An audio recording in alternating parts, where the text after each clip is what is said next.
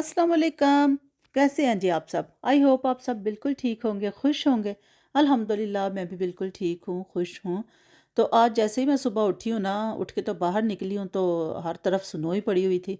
और हालांकि स्नो की कोई प्रिडिक्शन कोई नहीं थी, क्योंकि अक्सर बच्चे वेदर वगैरह जब देखते रहते हैं ना तो पता चलता है कि भाई सुबह स्नो फॉलिंग है या नहीं है।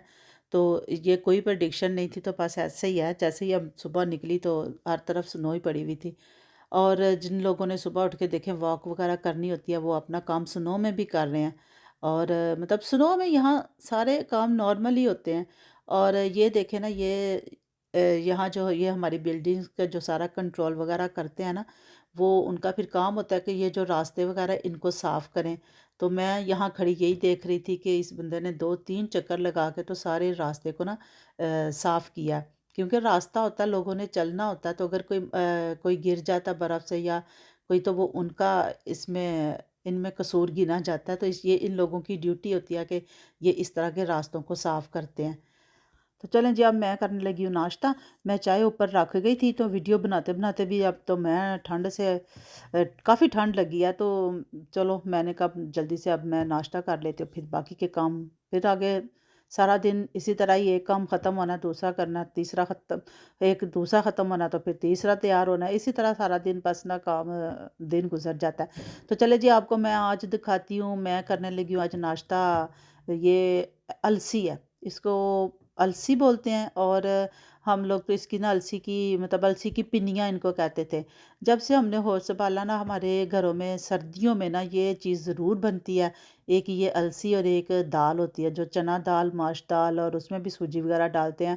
मतलब वो भी काफ़ी अच्छी बड़ी मज़े की चीज़ होती है। और ये भी ये अलसी है, इसमें अलसी पीस के सूजी होती है और गुड़, और इसके अंदर डालते हैं सरसों का तेल, और इसमें डालते हैं मूंगफली। मुझे ये समझ नहीं आती इसमें मूंगफली क्यों डालते हैं ना। इसमें बादाम, क्योंकि बाकी सारी इस तरह की चीज़ों में तो बादाम वगैरह डालते हैं। खैर बहरहाल ये हमें आई थी पाकिस्तान से बनकर। तो क्योंकि ये हर जब भी सर्दियाँ आती हैं तो ये स्पेशल हर घर में बनती है। तो हमारे घर में भी इसी तरह जब से हमने देखा तो ये बनती है। और ये मैं आपको दिखा रही हूँ, किसी को नहीं भी पता होता अलसी का ना, मतलब पहले इतनी ये फेमस नहीं थी, मगर अब तो हर काफ़ी फेमस है। ये फ्लैक्स सीड्स जो है ना, अब तो आपके स्किन केयर में भी यूज़ हो रहे हैं, हेयर फॉल के लिए भी कहते हैं अच्छे हैं।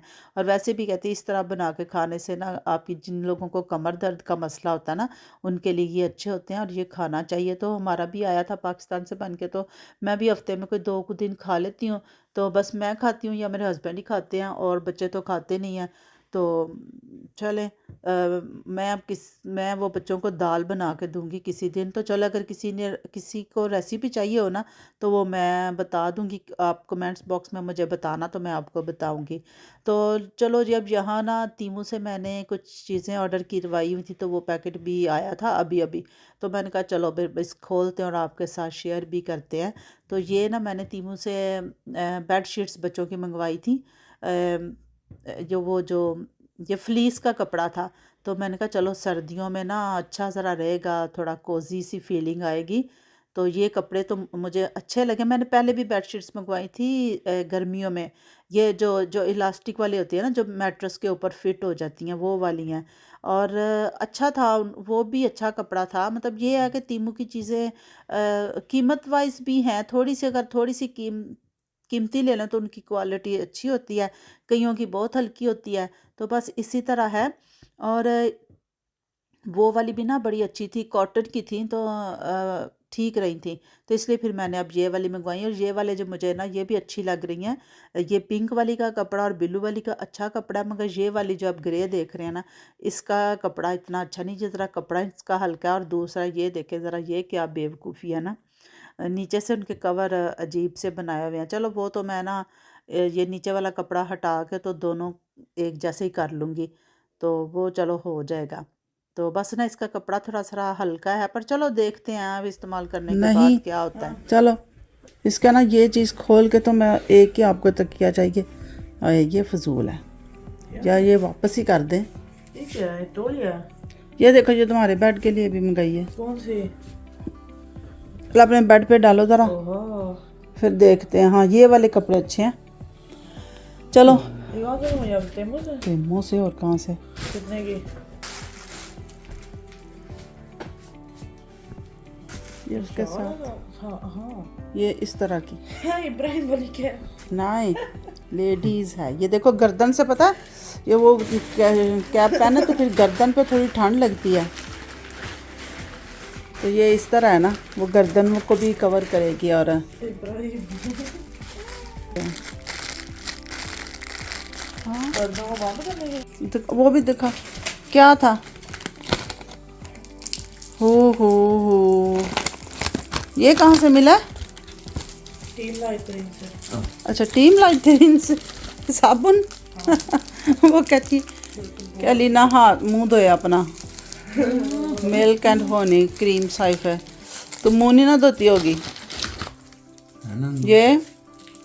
विटामिन से हाँ विटामिन सी के, चलो तक लोग मांगा है। तो अच्छी बात है ना, खानी चाहिए। अच्छा भी ये बीच में मैं जानबूझ नहीं खाऊंगी।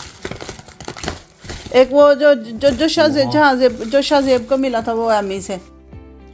तो लो जी, तीमू की चीज़ें देखते देखते अब और गिफ्ट आ गए हैं। तो ये ना अलीना को मिले थे गिफ्ट अपनी कंपनी से जहाँ जॉब करती है, तो वो अब हमें दिखा रही थी, तो मैंने कहा चलो आपके साथ भी शेयर करते हैं। तो वही ना, क्रिसमस का मौका है ना, तो वो हर किसी को एक दूसरे को गिफ्ट्स देते हैं यहाँ। और जो मतलब कंपनीज़ वाले होते हैं जो, वो अपने एम्प्लॉयज़ को भी गिफ्ट्स वगैरह देते हैं, यानी वहाँ पर जो अमला होता है वो भी एक दूसरे को ना गिफ्ट वगैरह देते हैं। तो इस तरह बच्चों को ना काफ़ी गिफ्ट शिफ्ट मिलते रहते हैं। और वो कुछ चीज़, वो एक थी जो टीम लाइतरीन होती है, उसने उसको दिया था। और ये वैसे साथ में थोड़ी चॉकलेट थी, साथ में ये कार्ड है, कार्ड के ऊपर इनका मतलब लिखा होता है। और इसके अलावा फिर बोनस वगैरह भी देते हैं। तो मतलब एक दूसरे को गिफ्ट शिफ्ट देने का यहाँ पर काफ़ी रवाज है। और स्कूल में भी बच्चे ना, टीचर्स वो कहती हैं कि बच्चे एक दूसरे को ना गिफ्ट्स वगैरह दें, मतलब ज़्यादा महंगे नहीं, उन्होंने एक कीमत मुकर्रर की होती है, कोई 10 फ्रांक की ना बस चीज़ बच्चे एक दूसरे को ला के तो उन्होंने देना होता है। एक रख देते हैं ना कहीं खुफिया तौर पर, तो वो फिर मतलब उन्होंने किस तरह का बनाया हुआ है, को किसी को जिसने गिफ्ट देना उसको तो पता होता है कि मैंने किसको देना, तो जिसको मिलता है ना उसको नहीं पता होता कि मुझे किसने दिया है। इस तरह बस बच्चों ने ना एक बनाया, तो एक दूसरे को इस तरह बच्चे ना गिफ्ट्स देते हैं। और काफ़ी एक और भी 2-4 और भी थे गिफ्ट, चले वो भी मैं आपको दिखाऊंगी। तो लो जी, यहाँ देखे जहाँ ज़ेब साहब ने अपने बेड पे डाल लिया बेडशीट, वैसे तो बड़ी प्यारी लग रही है, पर चलो देखते हैं जितनी देर जाएगी। सिर्फ इसका मुझे यही नहीं अच्छा लगा जो तकियों के नीचे उन्होंने कपड़ा दूसरा लगाया हुआ, तो वो मैं उतार के ना तो दोनों एक जैसे ही कर दूंगी। तो उसने तो अपना बेड शेड सही कर लिया, वो माशाल्लाह से अपने ना कमरे को, अपने बेड को ना सेट ही रखता है बिल्कुल। उसका मुझे ज़रूरत नहीं पड़ती कमरा सफाई वगैरह करने की। तो चले जी, इसके बाद अब आ गया था खाने का टाइम। खाने में बच्चों की फरमाइश थी नहारी और नान बनाने हैं, तो मामा नान बनाए, मामा मेड नान बनाए। और यानी हैंडमेड, यानी मामा ने बनाना है तो वो मामा मेड ही हो जाएंगे ना। तो यहाँ मैंने ना ईस्ट को डाल लिया, ड्राई ईस्ट है मेरे पास, उसको मैंने पानी के अंदर हल्के से नीम गर्म पानी के अंदर चीनी डाल के ना, तो उसको मैंने रख दिया है रेज़ होने के लिए।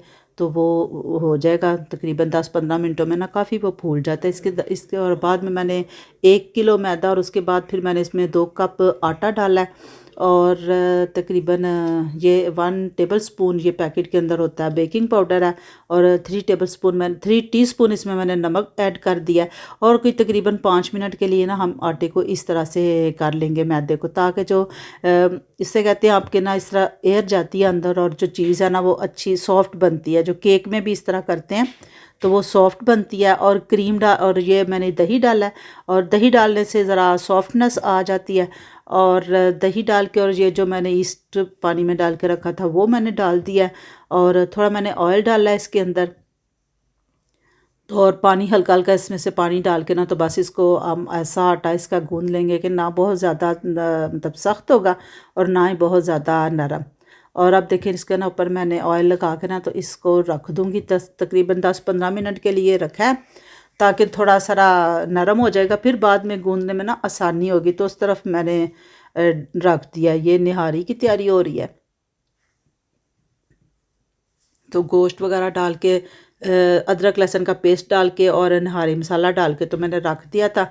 वो जब तक इसका ऑयल ऊपर नहीं आ गया, तो मैंने ऑयल ऊपर से निकाल लिया कि ताकि मैं ना इसको बाद में डालूँगी। मगर फिर मुझे ना बाद में डालने से मुझे लगा कैसे ना इसमें ना मिर्चें शायद तेज़ हो गई हैं, शायद ऑयल में मिर्चें हैं, तो जो ऊपर से मैंने ऑयल बाद में डाला है ना, उसकी वजह से मुझे लग रहा था कि मिर्चें शायद तेज़ हो गई हैं। या किसी और का भी ऐसा कोई तजर्बा है तो मुझे ज़रूर बताना अपना कमेंट्स में।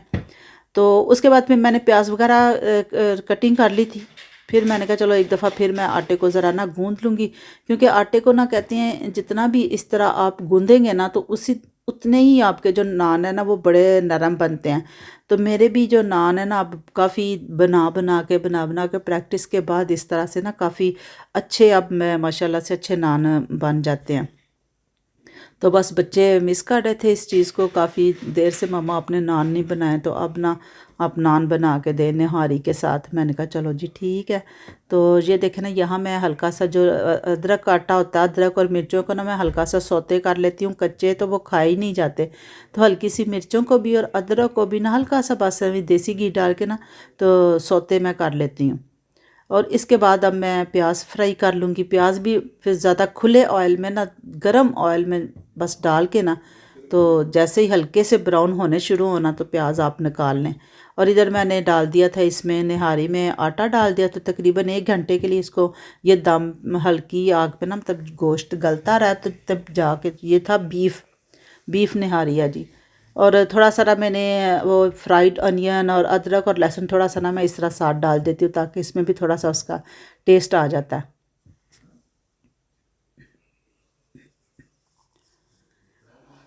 तो लो जी, ये देखें जी, अब यहाँ बनाने लगी हूँ नान।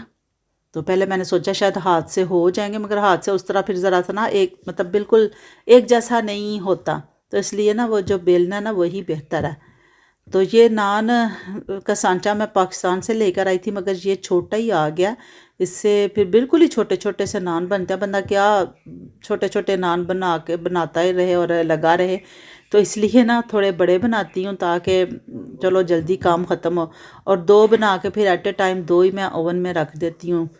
तो ये देखें ना, अब ये देखें जब इस तरह बनेंगे ना तो फिर अभी आपको दिखाती हूँ। ये देखें, ये सांचा मैंने ना इसको पानी के अंदर रखा हुआ है, ताकि पानी के अंदर वो फिर आराम से ना उसके ऊपर लग जाता है।